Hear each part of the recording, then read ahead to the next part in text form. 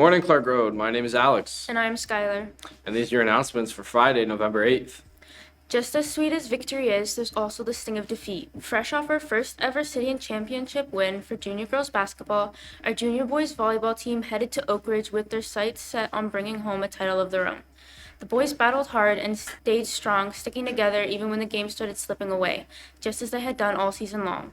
While the city and championship wasn't theirs this time, they walked away with something just as valuable, the lessons of facing tough moments with dignity and grace. Gentlemen, we are incredibly proud of your season and all you achieved.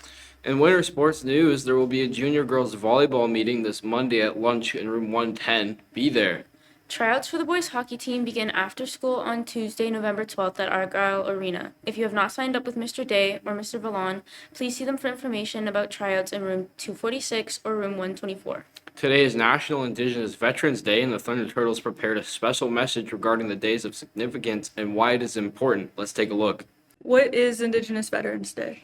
November 8th is Aboriginal Veterans Day, a day of remembrance and commemoration of the contributions of Indigenous veterans in the First and Second World Wars as well as the Korean War. National Aboriginal Veterans Day began in Winnipeg in 1994 when Indigenous veterans were not recognized in Remembrance Day activities and is now celebrated in many communities across Canada. Over 12,000 Indigenous peoples are estimated to have volunteered in all three wars, including 7,000 First Nation members, and approximately 300 died during these conflicts. What challenges did Indigenous people have to overcome to serve in the military? First Nations, Inuit and Métis people were not eligible for conscription because they were not citizens of Canada. They were also unable to vote, but many volunteered despite the challenges they faced, including traveling long distance from remote communities to enlist, learning a new language, which is English, and coping with racism against them. Indigenous people were not allowed to join the Canadian Air Force until 1942 and the Canadian Navy until 1943. Both men and women enlisted serving as soldiers, nurses, and in other roles. Many served with distinction, winning medals for bravery in action. What happened to Indigenous veterans when they returned home?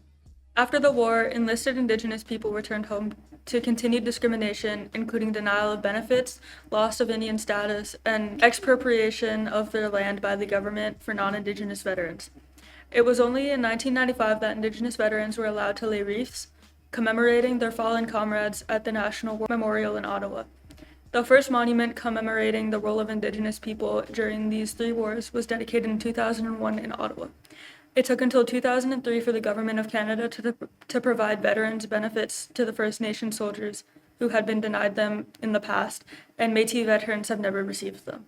Thank you, Alexis and Kai. We've been telling you all week, but Monday is officially the day. Attention, all 2025 graduates. Grad photos are being taken at the school starting this upcoming Monday, November 11th, and running through to the following Tuesday, November 19th.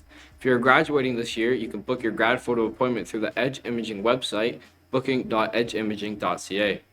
You can also use the QR code on the posters or on the school for a direct link. Check out the Edge Imaging site for everything you need to know about getting your grad photo taken.